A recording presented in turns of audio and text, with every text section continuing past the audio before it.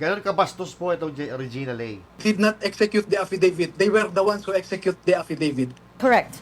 Yes, they executed, then they told you about all of these things. So your information is secondhand, not their information. So that's what I was asking you. What is your involvement here?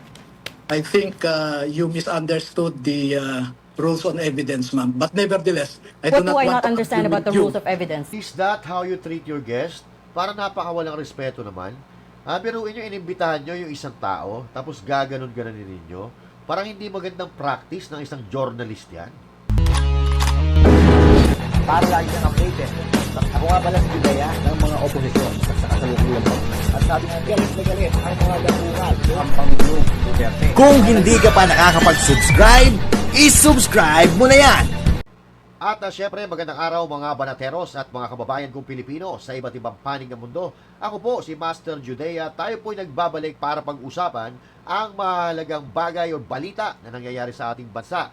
Tulad na lang halimbawa nitong pasabog ni Atty. Baligod, mga kababayan, kung saan pinangalanan ng 18 na ex-Marines ang mga personalidad at mga politiko na tumanggap di umano ng pera galing sa gobyerno.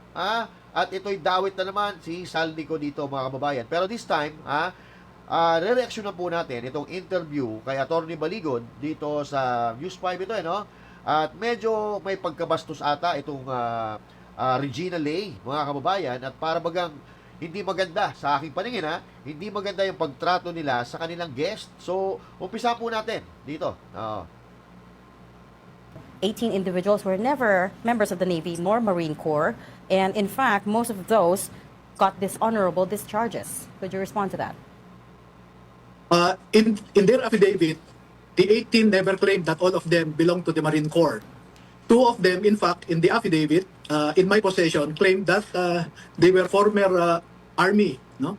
Or they belong to the Philippine Army, not with the Philippine Marine Corps. And it is true that, in my knowledge, there is one former Marine who was dishonorably discharged because he was, when he served in the United Nations Peacekeeping Force as member of the Philippine contingent, he was asked by his officer to bring some food to the officer's quarters.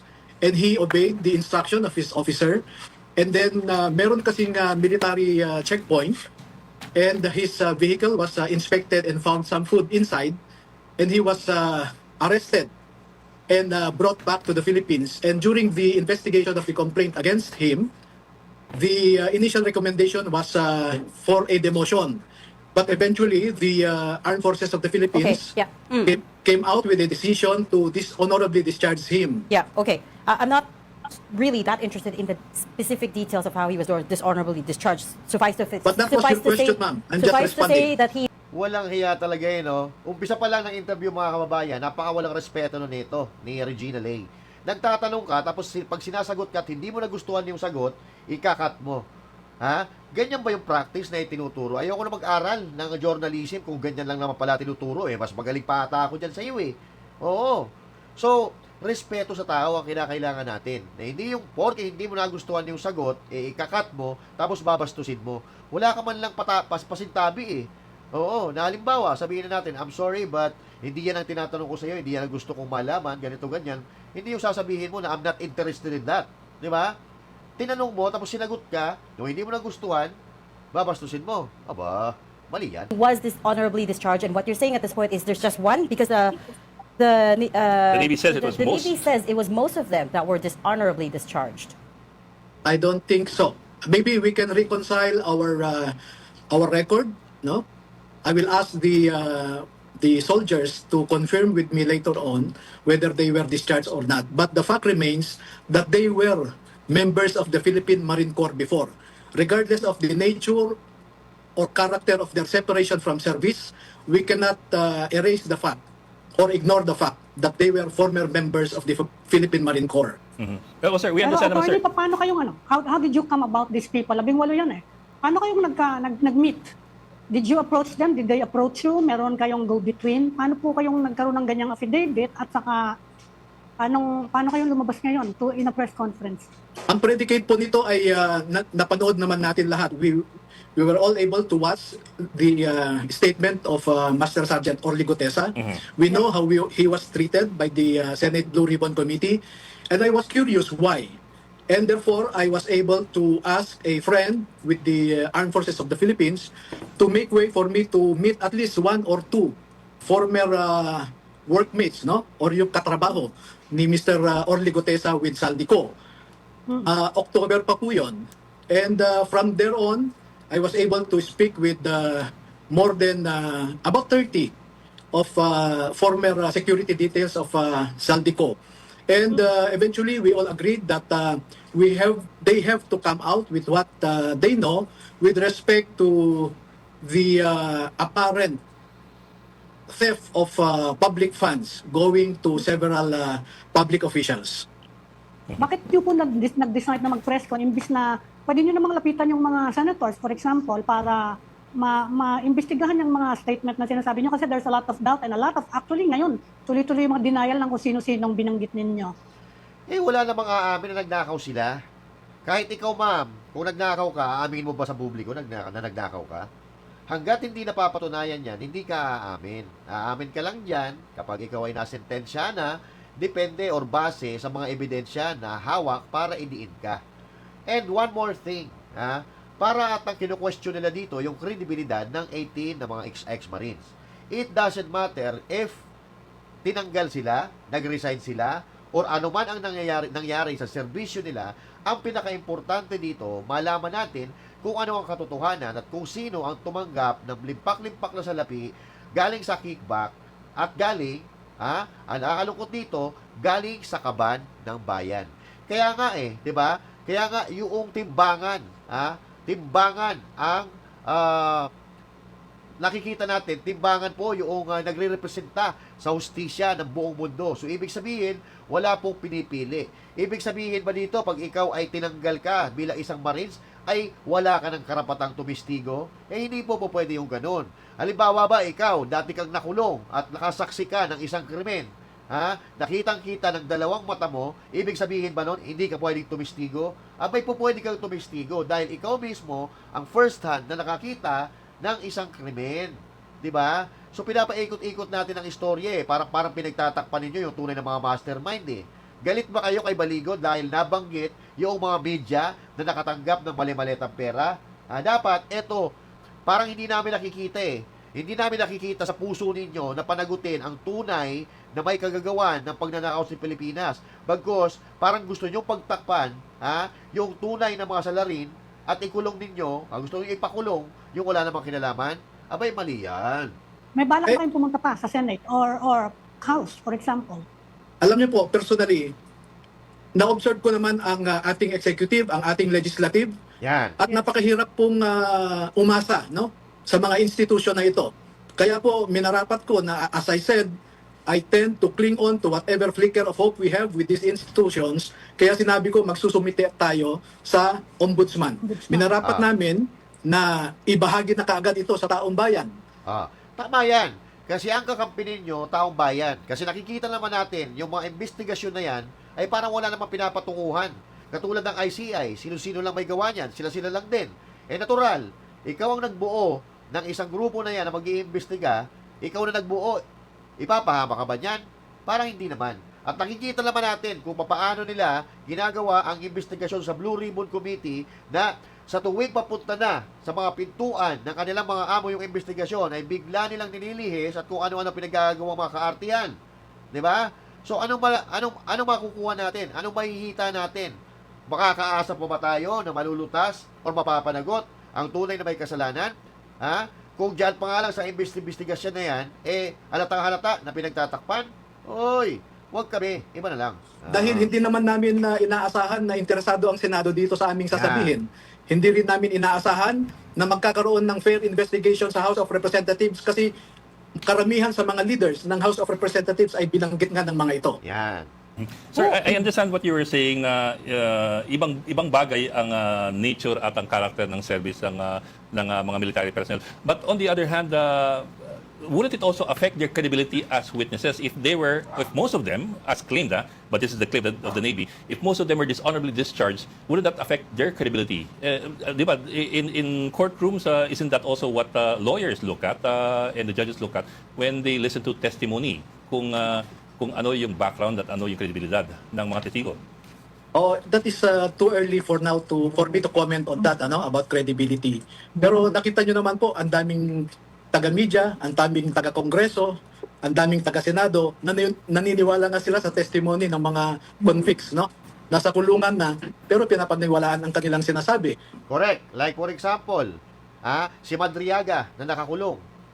At dahil si BP Sara ang dinidiin nila ni Madriaga, pinaniniwalaan nila. Pero ito daw ng mga ex-marines, yung credibility nila questionable. Walang hiya naman. Ganun ba tayo tumingin? Ganun ba tayo mag-isip? Hindi po pwede yung ganyan. Parang napaka-double standard naman ata. Kung ganyan ang kalakaran sa Pilipinas, wala talagang pag-asa na umangat o umasenso, umunlad ng Pilipinas. Dahil yung mga tunay na kawatan, pinagtatakpan, at yung mga walang kasalanan, yung unang pananagutin, parang mali ata yun. Di ba? Hindi po pwede yung ganun. So, nakikita natin, mga kababayan, hindi naman mga bobo mga Pilipino Kahit sa takbo o daloy pa lang ng investigasyon, mahahalata mo na kung ano nangyayari. Kaya tama ang ginawa nito, nila Baligod, na isumbong sa taong bayan. Isumbong sa taong bayan. Nagsusumbong sila, ayaw pakinggan. So, paano mangyayari sa atin? Hindi po pwede na papaniwalaan mo lang yung kabilang side hindi mo papaniwalaan. Di ba?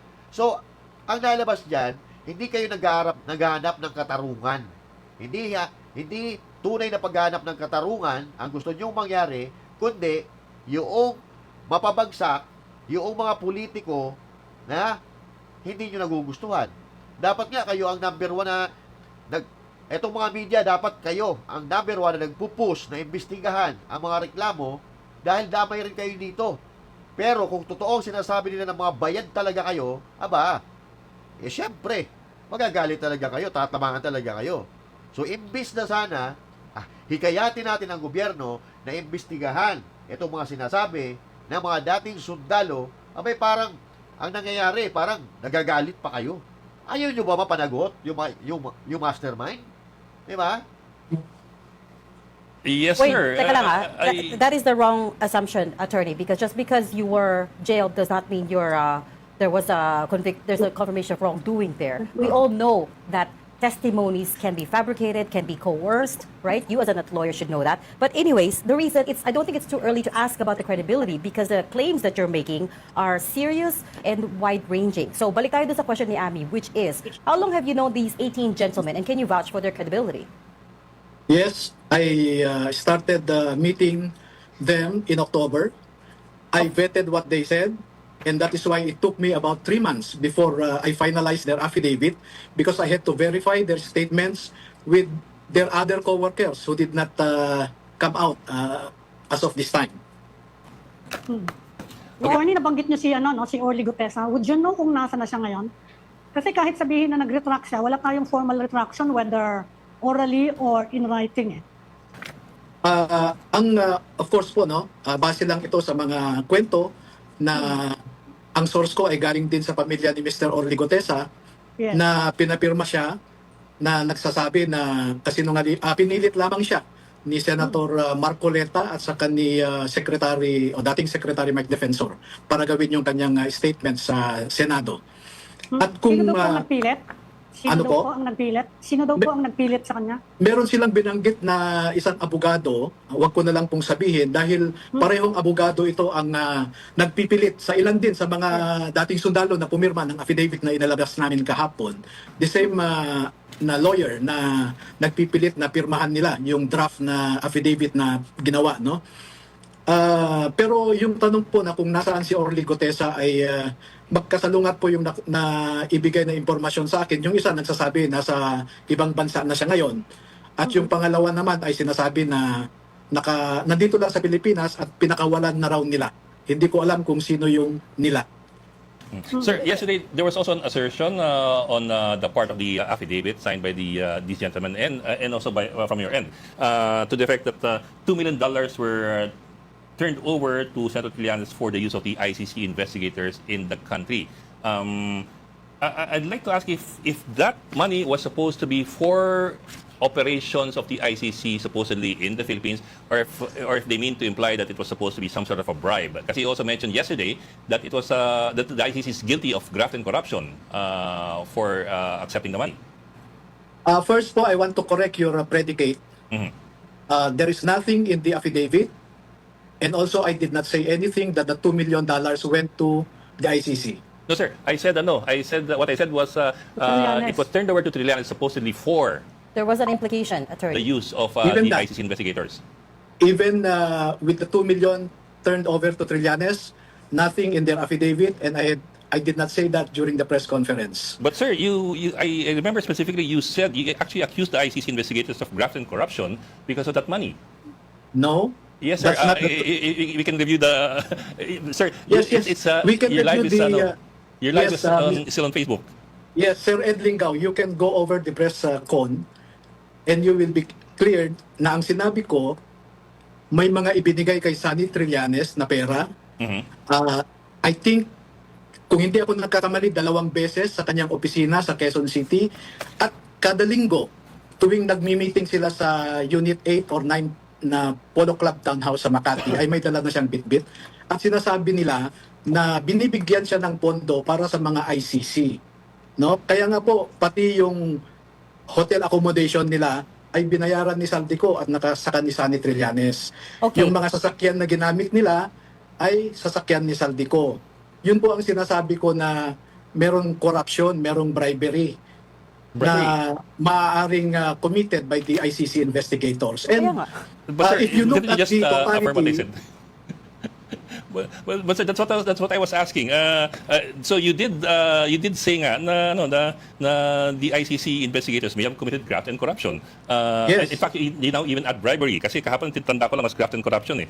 So let me ask you about that po. Actually, that's the root of my question. Were you saying that this was used for their operations in the Philippines or for them to take home as their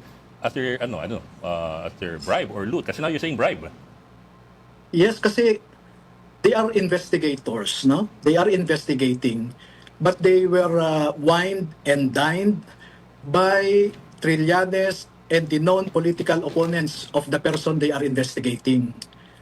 Kaya po, hindi po ba kwan yun, bribery and even graft and corruption? Bakit ipapabayad nila sa ibang tao yung kanilang expenses dito? Sorry. So let's not play around with words, attorney. So first you deny what Ed said, which is that you were accusing them of bribery, and then now you're affirming it. Ano ba talaga? Are you accusing the ICC investigators of bribery and graft and corruption? Yes, that is clear. They committed bribery, they committed graft and corruption. Okay. In the technical meaning of those words. Then why were you countering Ed before? That was his question, right? Eh, Okay, sir, let's move on. let's Okay, move let's move on. premise- Where is the your premise evidence? of, That is a very serious allegation to make. And you said yesterday you had substantial evidence. So where's your evidence? And I'm not talking about the affidavit, because as we know, affidavits, especially when they're not signed, mean nothing. Where's your evidence? As I said, you await after I have filed it with the Ombudsman. And going back to the premise, as I said, I want to correct the factual premise of what Mr. Ed Lingao said a while ago, that the $2 million were given to the ICC. Wala po yan sa affidavit. Mas magaling pa itong mga ito kaysa sa abogado eh. Ang sinabi, si Trillanes, no? Si Trillanes ang nakatanggap. Hindi sinabi ni Baligon na ICC ang tumanggap. Ang gustong sabihin ni Baligon ay binibigyan ng pondo si Trillanes para trabahuhin itong issue ng ICC kay President Duterte. Wala naman tayo narinig doon na sinabing tumanggap ang ICC, di ba? So, ang problema kasi dito sa journalist na nagagaling-galingan na si Regina Lay, mas magaling pa siya sa isang abogado. Abogado ka ba, Regina Lay? So linawin lang natin. Sir, Meron but po you bang also dinala yung mga mentioned the ICC? 56 million pesos, if I recall correctly, you mentioned 2 maleta with 56 million pesos each converted Yes. to $2 million that were turned Yes. over to Trillanes for the use of the ICC investigators? Hindi po. Did I hear you right But, that yesterday? You are basing your comment on what you claim as having publicized in social media. Di po ba? Na-unsigned yan? Sir, the 56 million was something I heard from you yesterday, and the 2 maletas, and converted Opo. to $2 million. ito po yung sinabi ko exactly, no? Before December of 2023, Yes, sir. That's the one. okay, ay nagpapalit ang mga tao ni Zaldico ng 112 million equivalent to $2 million. At ang sinabi ni Mark Tiksay at saka ni Paul Estrada, pinaghahandaan nila ang pagdating ng mga foreigners. Wala Okay, po mga nakarating po ba sa foreigner yon? Nakarating Ano po? po ba sa foreigner? Nakarating po ba sa foreigner yung pera na yon? Or kahit directly or indirectly? Wala pong sinasabi ang mga dating sundalo na nakita nila na yung 2 million ay inabot sa ICC investigators. Wala po yan sa affidavit. Well, actually, sir, my Inabot question po ba yung kanina was pera ano eh. kay Senator Trillanes? My question Inabot po kanina ba yung was pera kay with regard to Senator? the $2 million that you said yesterday that it was turned over to Trillanes for the use of the ICC investigators. I also never said that you said that it was given to them. That's what I was asking, whether it was given to them or whether it was used for their spending. That's why po, I wanted to clarify a while ago your factual premise. There is nothing in the affidavit, and I did not say anything to the effect that the $2 million were turned over to Trillanes or were given to the ICC investigators. Ang sinasabi lamang po ay, ang sabi ni Paul Estrada, pinaghahandaan nila ang pagdating ng foreigners. So hindi niyo po alam kung sino yung foreigner na yon? Eventually, ang sabi ng mga sundalo na ito, in their affidavit, Yes. they claim that they eventually came to know who these foreigners were. At ito na nga yung mga ICC investigators. Sinabi po ba nila na napunta sa mga foreigner na yan in any way, directly or indirectly, yung $2 million or yung 56 million per maleta na pera? What is clear is what Paul Estrada and Mark Tiksay said to these soldiers, no? Na pinaghahandaan natin ang pagdating ng foreigners. Okay, so hanggang dun so lang walang po ang direct alam nyo, statement sir. na ibinigay. Sorry. So hanggang dun lang pong alam nyo, sir. Wala po nakakita that this money was in fact handed over or nobody has evidence at this point that the money was given to these so-called foreigners. Tama? Yeah, that's Okay, correct. doesn't that just collapse your whole argument? What is my argument? Which is that there was bribery involved, there was graft and corruption involved with the ICC investigators. Look, And by the way, how would the Marines recognize the ICC Wait. investigators? Let me respond to that. The bribery and graft and corruption are centered on the fact that they were all of their expenses were paid for by Zaldico and Sunny Trillanes. Pero paano pong nalaman na all the expenses were paid? Kasi tinatanong ko na ngayon did the foreigners, in this case, the ICC investigators, tinatanong ko nga kung merong statement or evidence na they were, yung part of that money went to them directly or indirectly for their expenses nung nasa Pilipinas sila. Ito po ang ginamit nilang mga kung saan sila tumira, no, dito sa Pilipinas. Accommodations, okay? Yung mga condominium units ni Zaldico, no? Sa Raffles, sa Citadines, no? Yung mga hotel accommodations nila sa Seda, sa iba't ibang hotels dito, no? Hindi ko maalala yung iba, sa Diamond, etc., no? Ay pinabayad ni Zaldico kay Mark Tiksay at saka si Paul Estrada. At merong inuutusan din si Sunny Trillanes na tao niya. Nakabanggit doon sa affidavit nila kung sino yung inuutusan ni Sunny na magbayad ng mga hotel accommodations. Kasi pabalik-balik po sila dito sa Pilipinas 2024 to 2025. Hindi lang no, iba-iba, no. Yun po ang sinasabi ko. Yung accommodation nila, yung food nila, yung sasakyan na ginamit, hindi nila ibinigay ni Zaldico at saka ni Sunny Trillanes.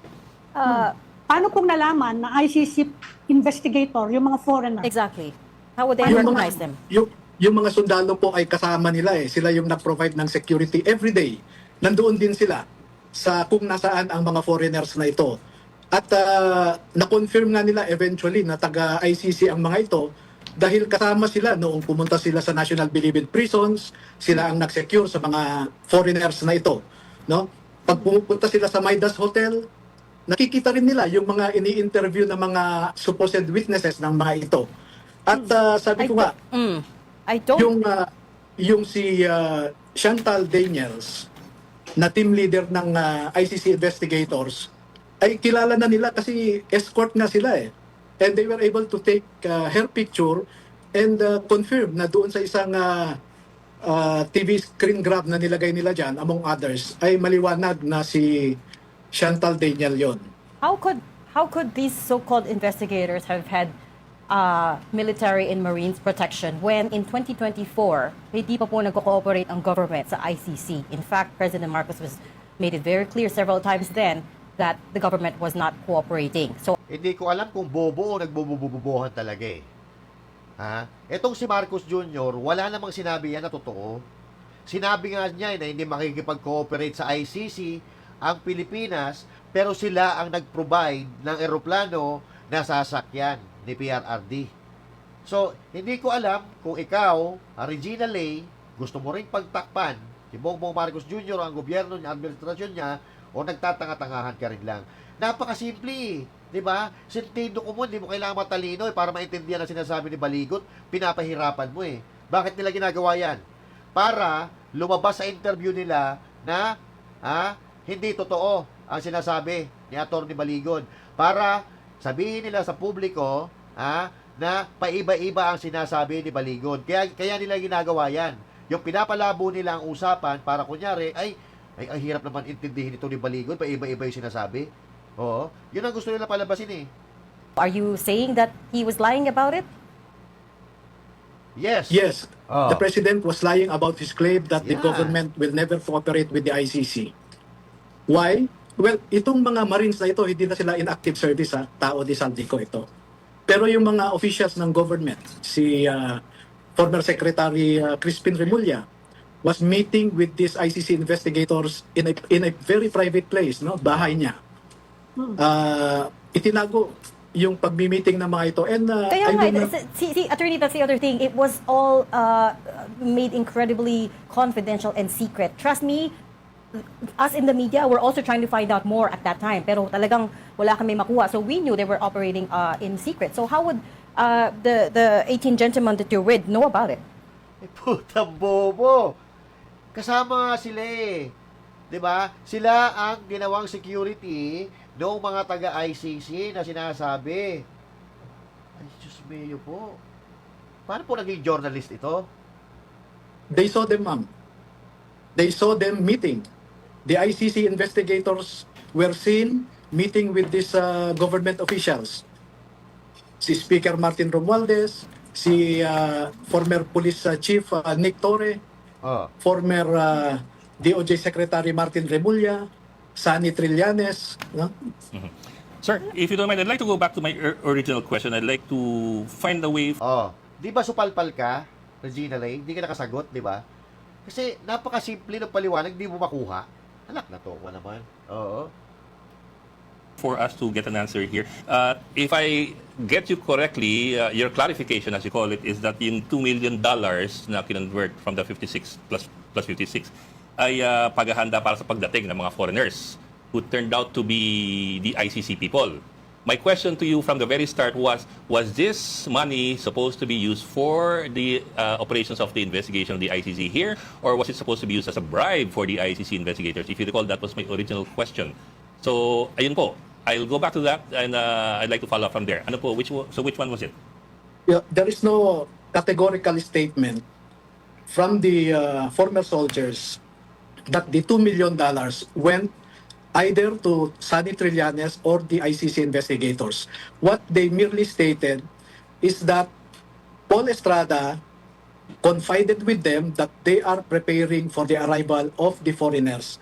That is why nagpapapalit sila sa dolyar amounting to $2 million. Mhm. I asked that kasi it's not just a bit, it's quite complicated to convert the 56 times 2 million pesos to $2 million. A huge amount of dollars yan.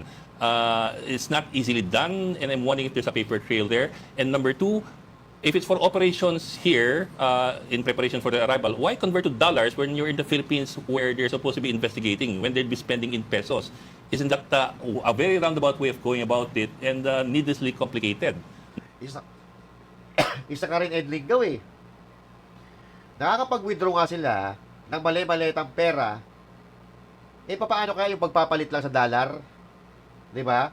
Hindi nga sila na-question ng bangko na mag-withdraw sila ng bilyon-bilyon. Tapos ngayon, kino-question mo yung pagpapalit ng $2 billion ng 56 million sa $2 billion. Sentido ko mo naman, Edlingaw. Di ba? Malamang, i-convert nila yan sa dolyares kasi dadalhin nila doon, gagamitin nila bilang operation ng ICC. Dahil dito nga sa Pilipinas, well-provided sila. Well-provided, may hotel, may pagkain, lahat ay binabayaran ni Saldico, binabayaran ni Martin Romualdez, base doon sa ikinukwento ni Atty. Baligod. Di ba? So ano sa tingin nyo ang gagawin doon sa dolyares?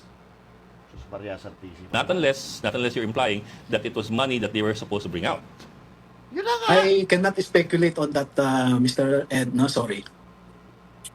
So I cannot make any speculation as to why. But didn't you wonder why the story goes like that? Wasn't there any question in your mind? I mean, 56 plus 56, 112 million pesos convert to dollars. Parang hirap gawin eh. Tapos from there, Utang ina. Mahirap gawin. Samantalang yung isang maleta nga 50 million ang laman eh. Tapos dinideliver nila ilang maleta yan. Tapos hirap na hirap ka isipin kung paano mapapalitan yung $2 million. Sus Maria Santísima naman. Oo.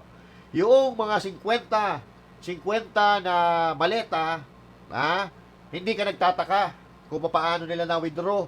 Nagtataka ka ngayon kung paano nakapagpalit na mula sa piso hanggang $2 million. saan mo gagamitin dito sa Pilipinas? I mean, I'm sure that struck your mind. Nawala siya. Okay, we lost him. He disappeared. Okay, I guess, He we'll the try line to get him Dave or back. he hung up? We'll try to get him. Nag-hang up daw. Ito yung mga tao na hindi pa nila alam kung ano nangyari, may spekulasyon na sila. Nag-hang up daw si Baligot. Kung nag-hang up yan babalik. I don't know if we hung up or we'll try to get him back. But we were going round and round in circles. Kasi. Exactly. Tingnan mo. Tingnan mo kung paano nila i-twist ang istorya. We are running around in circles daw. Pero sila lang naman ang nagpapakomplikado na usapan. Napakasimple ng pinapaliwanag Very generic nga Hindi nila maintindihan. Ako nga naiintindihan ko. Hindi naman ako journalist. We were going around in circles. That's why I was like, okay, let's Oh. move on. May balak ito May balak itong mga ito kay Baligod. Di ba? May balak ito at mamaya makikita nyo kung ano balak nila. Okay. So, but yeah. Ayan na siya ulit. Bumalik na Okay, siya. hey, that's good. Okay. Sorry po, at Yes, sir. naputol. Guys. Yes, sir. Yeah. It's good that you came Sorry. back. Anyway, sir, I'm wondering lang, I'm sure that question struck your mind. I mean, that's a question anybody would ask. Didn't you wonder? Yeah, I did ask them, and that is only what they can tell me, that they heard or they were told by Paul Estrada and Mark Tiksay that they are going to exchange the 112 million pesos into $2 million because they were preparing for the arrival of the foreigners. Were Yun they- lang po ang sinasabi nila. Were they able to Attorney, elaborate may how nabanggit they... bang bangko? Mhm. Attorney, may nabanggit bang bangko kung saan nag-change? Kasi that's saldi ko Baka Hindi- normal sa kanya. Bilyonaryo yan baka Hindi po naman bangko normal dun sa bangko niya. Hindi na po magganyan bangko nga. kung saan sila nagpalit. Hindi po Saan bangko. daw?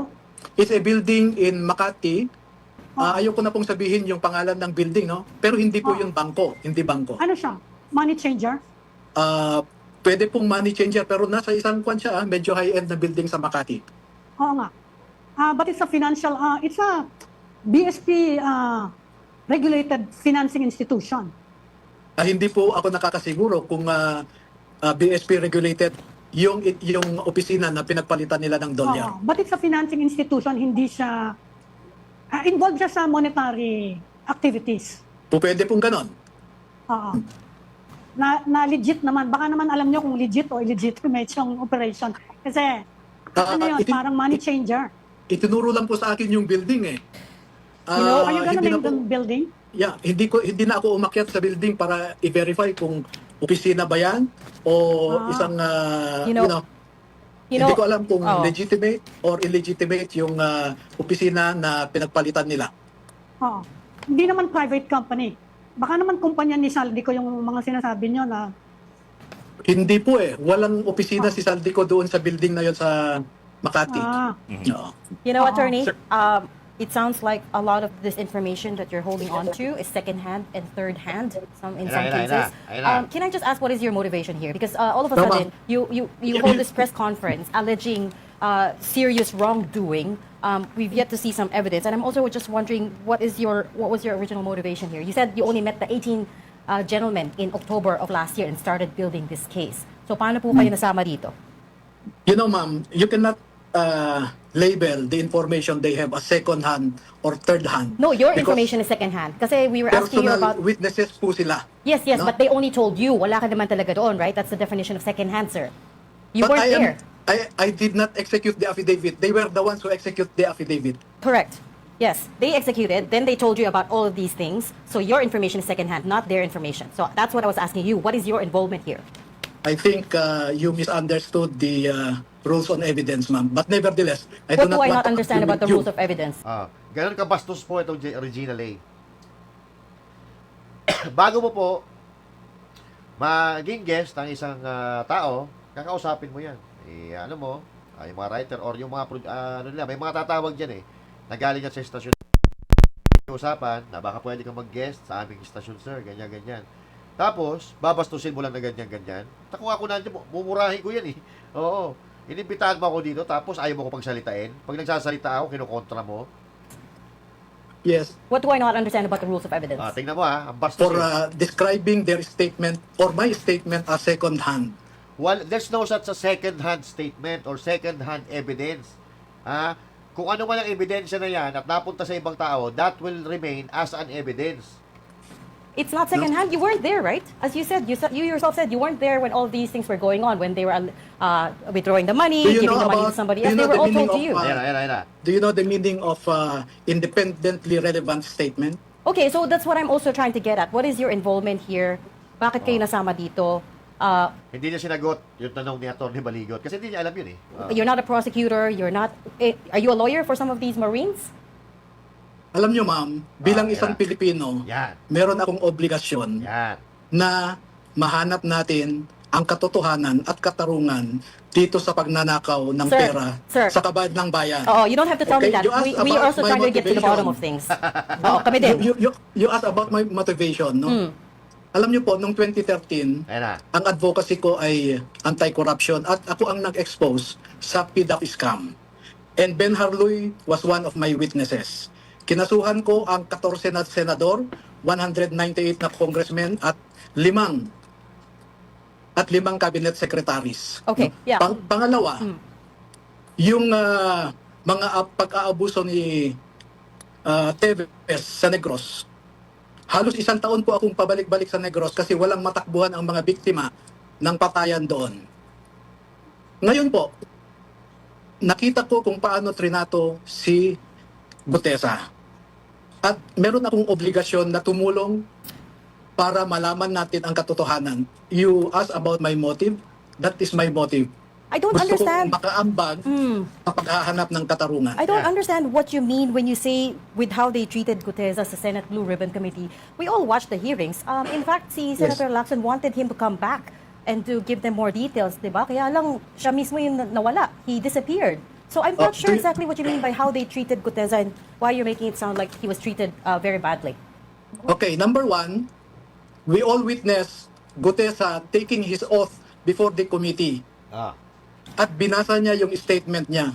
Ibig sabihin, yung statement niya was made under oath before the Senate Blue Ribbon Committee. Bakit tinututukan yung alleged falsification ng notarization when his oath before the committee was already equivalent to Wala nga silang pakialam doon sa sinasabi. Hahanapan ka nga nila ng butas para hindi matuloy yung investigasyon at para mawalan ng visa yung sinabi mo. Katulad ng ginagawa nila ngayon dyan sa 18 na ex-Marines na sinasabi natin. Humahanap sila ng paraan para mapawalang visa o mawalan ng kapangyarihan ang kanilang mga sinasabi. Na ito naman na dapat ng mga mainstream media, itong mga journalist, dapat ipinupush nila na imbestigahan ang sinasabi ng 18 na Marines na ito. Pero parang ang nangyayari kasi ay parang ayaw nilang paimbestigahan. Parang gusto nila sabihin na, hindi, mga sinungaling yan. Paano mo na naman sinungaling, hindi pa nga naiimbestigahan? And in fact, napakaraming pictures, napakaraming video na ipresenta na makikita mo doon na may mga eroplano na pag-aari ng ganito ni ganyan, may bisikleta na pag-aari nito ni ganyan. 'Di ba? So, dapat yan iniimbestigahan, hindi binabaliwala. Kung ito ang magiging daan para makulong ang mastermind, bakit hindi natin gawin? Bakit ang dami pa natin cheche buretche na ganito, ito ay mga tinanggal tong ganito, tinanggal to si ganyan. Oo, sinibak ito sa pagkamarines. Anong pakialam natin doon? Kung sinibak sila, this is not about them. This is about our country and this is about the corruption that's happening here in the Philippines. Papa-English tuloy ako sa ano yan notarization, no? Pangalawa, sinasabi mo na nawala si Gutesa dahil hindi na siya nagpakita, pinapahanap ni Senator Lacson. Alam niyo po ba kung bakit siya nawala? Was it on his own volition na hindi siya nagpakita? At sabi sa nakakontak sa pamilya nila ay itinago siya ng mga merong interes na pagtakpan ng katotohanan. Sino nagtago? Sir Waldes, di ba? Alam na namin yan. Pero ayaw naman imbestigahan. Kasi nga, mabubuking. Yung mastermind, mapupunta sa pintuan ng investigasyon. Actually, yun nga, tinatanong ko, attorney, kung nasa na si Orly Gutesa. Sinabi ni Senator Lacson actually na yung sworn statement niya before the Senate Blue Ribbon will stand. Kasi nga, ayun na nga, sworn statement. Hindi na daw kailangan gamitin yung statement na merong whatever forged notary or whatever, okay na daw yung kanyang sworn statement sa Senado. Sinabi niya yon. So, ngayon, kung ano, ang tanong ko ngayon, since you are forwarding these statements to the Ombudsman, ano exactly yung nature ng ipa-file yung complaint at sino yung pa-filean nyo? Kasi you're saying na dapat hindi pinondohan ni Saldico yung mga operation dito nung sinasabi niyong mga foreigner who turned out to be ICC prosecutor. Sino yung balak niyong filean at ano yung nature ng ipa-file nyo kung sakasakali lang? Well, una, bibigyan po natin ng pagkakataon si Ombudsman Remulla. Yes. Nawawala yung ano niya. Sige. Ayan. So, hayaan na natin mga kababayan. At nakita na natin kung ano talaga ang balak nila dito kay Baligod. So, balak nila kay Baligod ay parang sirain ang credibility ni Baligod na ito, sinungaling to. Oo. Ang hawak mong ebidensya o hawak mong impormasyon ay second hand. Pero bang second hand information? Ano, damit? Ano yan, damit? Second hand? Ito. Pero ngayon, ito ang napag-alaman natin, mga kababayan. Ito ang napatunayan natin. Na kaya pala tahimik yung ibang mainstream media, hindi naman lahat. Kasi pala bayad sila. Kaya pala hindi sila nagtatangka na usisain itong nakawan sa ating bayan dahil isa rin pala sila sa nakikinabang. At kung makikita natin, pag tutugma-tugmay natin ang mga sinabi ng dating mga testigo, iisa lang po Iisa lang po ang kinahihinat na nito, politika, kapangyarihan. Sirain ang kalaban at palakasin naman ang kanilang hanay. No? Hindi nga natin alam kung bababa pa yung mga hinayupak na yan dyan. Pero gumagawa sila ng paraan para i-discredit yung dating administrasyon at palabasin na magaling ang kasalukuyang administrasyon. Diba? So, matagal na po natin na narinig ito. At kaya pala, hindi nagsasalita itong sila Trillanes tungkol sa mga korupsyon, itong sila Laila de Lima, at yung iba pa na dapat ay mga kalaban nila dahil lahat sila nakikinabang. And if you can remember, na nagsalita si Franz Castro, itong si Raul Manuel, si Brosas, galit na galit kay Bongbong Marcos Jr. Ano ang sabi nila? Ginamit mo lang kami, sinungaling ka. Ginawa namin yung gusto nyong mangyari, pero ganito lang pala. Diba? Balikan nyo, nandyan sa social media, na nagalit itong mga bayan black kay Marcos Jr. dahil hindi tinupad yung ipinangako sa kanila. So now, kayo na po ang magsabi, mga kababayan, ilang taon na iniimbestigan, o ilang buwan na, or taon na nga inabot ang pag-iimbestigan dyan sa korupsyon na yan Pero may nakulong na ba mastermind? Wala pa. Wala pang nakukulong na mastermind. Bakit? Utang ina, tuloy-tuloy sila sa pagtatakipan. Yan po ang totoo dyan. Kaya tayong mga Pilipino, dapat tayo ay sumigaw, dapat tayo ay maging mapagmatsyag dahil hindi tayo papayag na ganito lagi. Hindi tayo papayag na tayo ay paulit-ulit na pinagnakawan. Hindi tayo papayag na yuyurakan ang ating bansang Pilipinas at sabang sila patawa-tawa habang ginagamit nila yung pera na ninakaw nila, masasarap ang buhay nila, ikaw trabaho ka ng trabaho dahil halos hindi na magkasya yung sinusweldo mo, ha? Isipin mo, ikaw kumakayod ka, halos hindi mo na mapunasan yung pawis mo dahil sa sobrang hirap ng trabaho mo. Isipin mo, itong mga politiko na ito lang mga magnanakaw, kumakain ng steak, nasa aircon na kwarto, maayos ang pamilya, nag-aaral sa ibang bansa, samantala ikaw kumakayod, hindi mo maibili ng uniform ang anak mo. Hindi ka magagalit. O, hindi, kung hindi ka magagalit, bahala ka sa buhay mo. Wala kang pangarap, wala kang pangarap sa buhay mo, wala kang pangarap para sa mga anak mo, sa kinabukasan ng mga anak mo, at wala kang pangarap sa bansang ito. Kaya kung ikaw ay tunay na Pilipino, lalabanan natin ang korupsyon na ito, na managot ang tunay na may kasalanan. Hindi yung magtuturo lang sila kung sino-sinong personalidad ipapakulong nila, pero yung tunay na may kagagawan, malaya, ang sasarap ng buhay. Isipin nyo yun. Ang hirap doon, mga kababayan. Oo. At malinaw na malinaw, mga kababayan, na wala silang iba na iniisip kundi pabagsakin ang mga kalaban nila sa politika, yung mga Duterte. Biruin mo, ICC, sabi, hindi makikipag-ugnayan, tapos sila pa ang nag-provide ng sasakyan o aeroplano na maghahatid kay PRRD. Di ba? Ang dami kasi sinungalingan. Ni Manong-lalo na ni Marcos Jr. Kaya kung maniniwala kayo dyan, bahala kayo sa buhay ninyo. Oo. Magkita-kita po tayo muli sa susunod na video. And once again, this is Master Juday say thank you. God bless you all. And to God be the glory. Magandang araw po sa inyo lahat.